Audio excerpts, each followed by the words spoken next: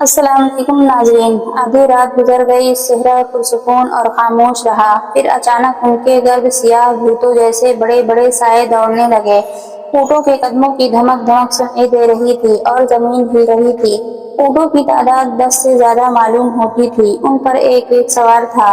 वो मुहाफिजों वगैरह को दहशत पैदा करने के लिए उनके इर्द गिर्द ऊँटों को दौड़ा रहे थे। 3-4 चक्कर पूरे करके एक ने ललकारा, लड़कियां हमारे हवाले कर दो, तुमसे कुछ और लिए बगैर हम चले जाएंगे। उसके जवाब में हदीद ने लेटे लेटे पहला तीर चलाया। जिसे तीर लगा उसकी बड़ी जोर की आवाज सुनाई दी। दूसरे मुहाफिजों ने भी लेटे लेटे एक एक तीर चलाया। 2 ऊँट बिलबिला कर बोले और बेकाबू हो गए। हदीद ने लड़कियों से कहा, भागना नहीं, हमारे साथ रहना। शतर सवारों में से किसी ने कहा, टूट पड़ो, किसी को जिंदा ना छोड़ो, लड़कियों को उठा लो। सेहरा की रात इतनी शफाफ होती है कि चांदनी ना हो तो भी कुछ दूर तक नजर आ जाता है। शतर सवार ऊँटों से कूद आए। फिर तलवारें और बर्छियां टकराने का और दोनों फरीकों की ललकार का शोर रात का जिगर चाक करने लगा। किसी को एक दूसरे का होश ना रहा। हदीद और मुहाफिज ने लड़कियों को इस तरह अपने दरमियान कर लिया था कि मुहाफिजों की पीठें लड़कियों की तरफ थी। लड़कियों ने कई बार कहा कि हमें भी कुछ दो। हबीब ने कहा, मेरी तलवार निकाल लो। वो खुद बर्छी से लड़ रहा था।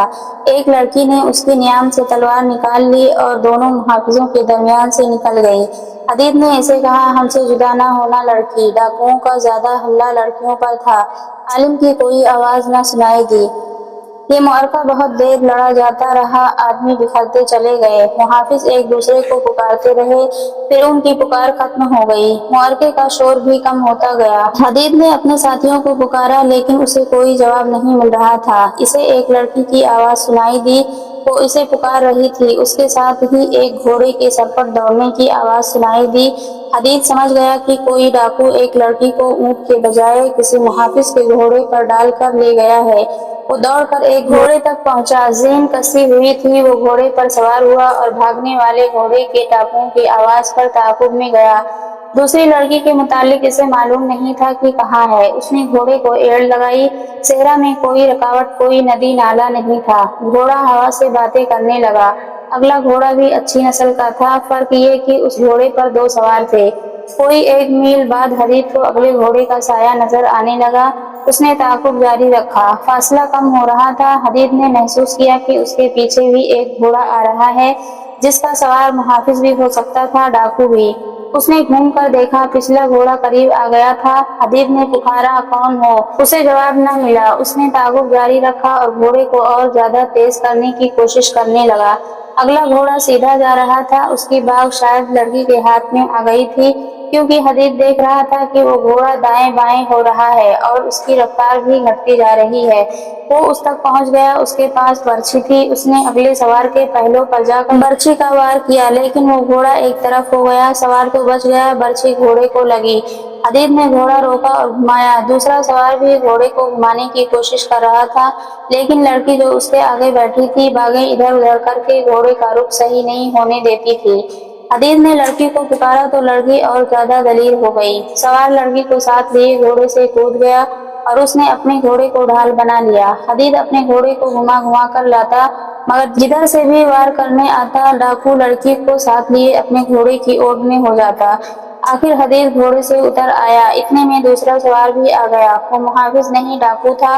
वो भी घोड़े से उतर आया। हदीद ने उन्हें ललकारा, लड़की को नहीं ले जा सकोगे। एक डाकू ने लड़की को दबोचे रखा और दूसरा हदीद से लड़ने लगा। लड़की के पास अब तलवार नहीं थी। दूसरे डाकू ने लड़की को छोड़ दिया और वो हदीद पर टूट पड़ा। हदीद ने लड़की को पुकार कर कहा, तुम घोड़े पर बैठो और शौकत की तरफ निकल जाओ। मैं उन दोनों को तुम्हारे पीछे नहीं आने दूंगा। मगर लड़की वहीं खड़ी रही। हदीद ने दोनों का खूब मुकाबला किया। डाकुओं ने इसे बार बार कहा, एक लड़की के लिए अपनी जान मत गंवाओ। हदीद ने हर बार यही जवाब दिया, पहले मेरी जान लो, फिर लड़की को ले जाना। और उसने कई बार लड़की से कहा, तुम यहाँ क्यों खड़ी हो, भागो यहाँ से। आखिर लड़की ने कहा, तुम्हें छोड़कर नहीं जाऊंगी। हदीद जख्मी होने लगा। उसने एक बार फिर लड़की से कहा, मैं जख्मी हो गया हूँ, मेरे मरने से पहले निकल जाओ। एक डाकू लड़की की तरफ घूमा। हदीद को मौका मिल गया। उसने बर्छी उसके पहलों में उतार दी, लेकिन उस वक्त दूसरे डाकू की तलवार उसके कंधे पर लगी। لڑکی نے ایک ڈاکو کو گرتے دیکھ لیا، اس نے دوڑ کر اس کی تلوار لے لی اور پیچھے سے آ کر دوسرے ڈاکو کی پیٹھ میں برچھی کی طرح اتار دی۔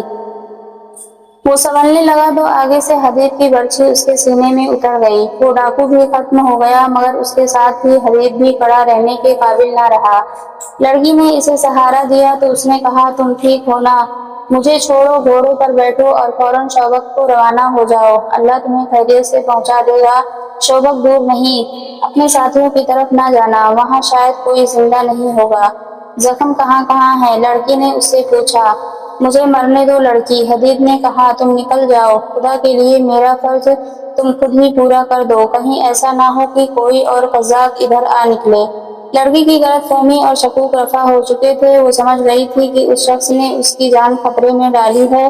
اس نے اسے اکیلا چھوڑنے سے صاف انکار کر دیا۔ دوڑ کر گئی، گھوڑے کی زین کے ساتھ بندھی ہوئی پانی کی چھاگل کھول کر لائی اور حدید کے منہ کے ساتھ لگا دی۔ اسے پانی پلا کر چھاگل گھوڑے کے ساتھ باندھ دی اور اس سے پوچھنے لگی کہ اس کے زخم کہاں ہیں۔ حدید نے اسے زخم بتائے تو اس نے اپنے کپڑے پھاڑے اور کچھ ٹکڑے حدید کے لباس سے پھاڑے، انہیں پانی میں بھگو کر اس نے حدید کے زخموں پر باندھ دیا۔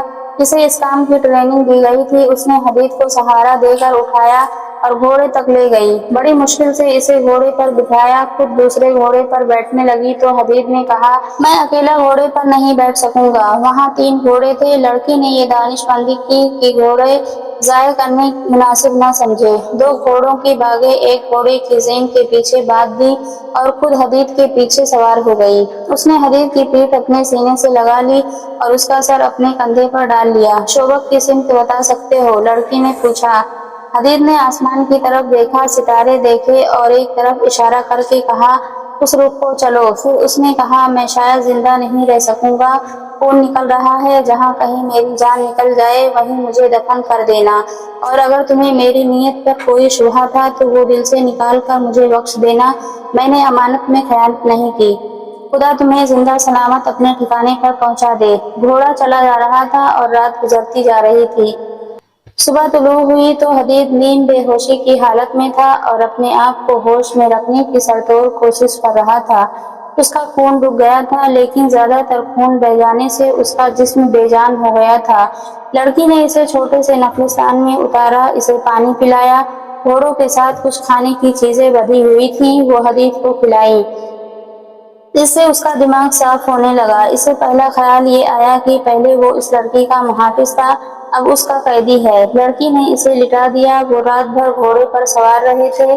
کچھ دیر کے آرام سے حدید کا جسم ٹھکانے آ گیا۔ اس نے لڑکی سے کہا، شوبک دور نہیں، شاید 1 دن کی مسافت ہے، تم ایک گھوڑا لو اور اسے بھگاتی لے جاؤ، جلدی پہنچ جاؤ گی، میں اکیلا واپس چلا جاؤں گا، تم زندہ واپس نہیں پہنچ سکو گے۔ لڑکی نے کہا، اگر یہیں سے واپس جانا ہے تو مجھے ساتھ لے چلو، تم نے مجھے اکیلا نہیں چھوڑا، میں تمہیں اکیلا نہیں چھوڑوں گی، میں مرد ہوں۔ حدید نے کہا، میرا دل نہیں مان رہا کہ ایک لڑکی میری حفاظت کرے، اس سے بہتر ہے کہ میں مر جاؤں، میں ان معمولی سی لڑکیوں میں سے نہیں ہوں جو گھروں میں پڑی رہتی ہیں۔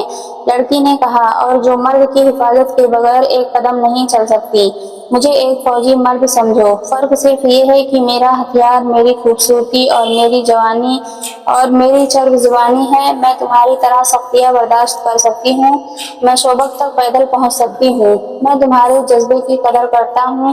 حدید نے کہا، ڈاکو ہم دونوں کو کتنا قریب لے آئے ہیں، مگر ہم ایک دوسرے کے دشمن ہیں، تم میرے ملک کی بنیادیں ہلانے کی کوشش کر رہی ہو اور ایک دن میں تمہارے ملک پر حملہ کرنے آؤں گا، لیکن اس وقت میری دوستی قبول کر لو۔ لڑکی نے کہا، دشمنی کی باتیں اس وقت سوچیں گے جب تم تندرست ہو کر اپنے ملک میں چلے جاؤ گے۔ اس نے حدید کی گردن کے نیچے بازو کر کے اسے اٹھایا۔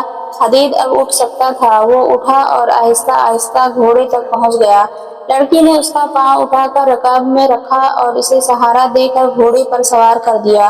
لڑکی بھی اسی گھوڑے پر سوار ہونے لگی تو حدید نے ہاتھ آگے کر کے اسے روک دیا اور کہا، تم اب دوسرے گھوڑے پر بیٹھو، میں اکیلا سواری کر سکوں گا، اس کے باوجود میں اسی گھوڑے پر بیٹھوں گی۔ لڑکی نے کہا، تمہیں اپنے ساتھ لگائے رکھوں گی۔ حدید کی ضد کے باوجود لڑکی اس کے پیچھے سوار ہو گئی اور جب ایک بازو اس کے سینے پر رکھ کر اسے اپنے ساتھ لگانے لگی تو حدید نے مزاحمت کرتے ہوئے کہا، مجھے ذرا اپنے سہارے بیٹھنے دو، لڑکی نے اسے زبردستی اپنے ساتھ لگا کر اس کا سر اپنے کندھے پر ڈال لیا۔ اس نے حدید سے پوچھا، میں جانتی ہوں تم مجھے بدکار لڑکی سمجھ کر مجھ سے دور رہنے کی کوشش کر رہے ہو۔ نہیں، حدید نے کہا، میں تمہیں صرف لڑکی سمجھ کر دور رہنے کی کوشش کر رہا ہوں۔ اگر تمہیں اپنے قریب کرنے کی خواہش ہوتی تو 2 راتیں تم بے بسی کی حالت میں میری قید میں رہی ہو، میں تمہیں اپنی لونڈی بنا سکتا تھا، لیکن میں نے اپنے اوپر شیطان کا غلبہ نہیں ہونے دیا تھا۔ اب تو مجھے ایسے محسوس ہوتا ہے جیسے میں امانت میں خیانت کر رہا ہوں۔ میرے اندر گناہ کا احساس پیدا ہو رہا ہے۔ تم پتھر تو نہیں ہو؟ لڑکی نے اس سے پوچھا۔ مجھے تو جس مرد نے دیکھا بھوکی نظروں سے دیکھا ہے، میں نے صرف اتنی سی قیمت دے کر تمہاری قوم کے 2 مومنوں کے ایمان خرید لیے تھے۔ کتنی قیمت؟ حدید نے پوچھا۔ صرف اتنی سی کہ انہیں پاس بٹھایا اور سر اپنے کندھے پر رکھ لیا تھا۔ ان کے پاس ایمان تھا ہی نہیں، حدید نے کہا۔ جو کچھ بھی تھا، لڑکی نے کہا، وہ میں نے ان سے لے لیا تھا۔ ان کی جگہ ان کے دلوں میں اپنی قوم کے خلاف غداری ڈال دی تھی۔ وہ کون ہے؟ حدید نے پوچھا۔ ابھی نہیں بتاؤں گی، لڑکی نے جواب دیا۔ جس طرح تم اپنے فرض کے پکے ہو، اسی طرح مجھے بھی اپنا فرض عزیز ہے۔ حدید خاموش ہو گیا۔ وہ لڑکی کے جسم کی حرارت اور ہلکی ہلکی بو محسوس کر رہا تھا۔ لڑکی کے کھلے ہوئے ریشمی سے بال ہوا سے لہرا کر اس کے گالوں پر پڑ رہے تھے اور گالوں کو سہلا رہے تھے۔ اسے اونگ آ گئی، گھوڑا چلتا رہا۔ بہت دور جا کر حدید کی آنکھ کھلی تو سورج سر پر آ چکا تھا۔ اس نے کہا، گھوڑے کو ایڑ لگاؤ، مجھے امید ہے کہ ہم سورج غروب ہونے کے بعد شوبک پہنچ جائیں گے۔ لڑکی نے گھوڑے کو ایڑ لگائی اور صحرا تیزی سے پیچھے ہٹنے لگا۔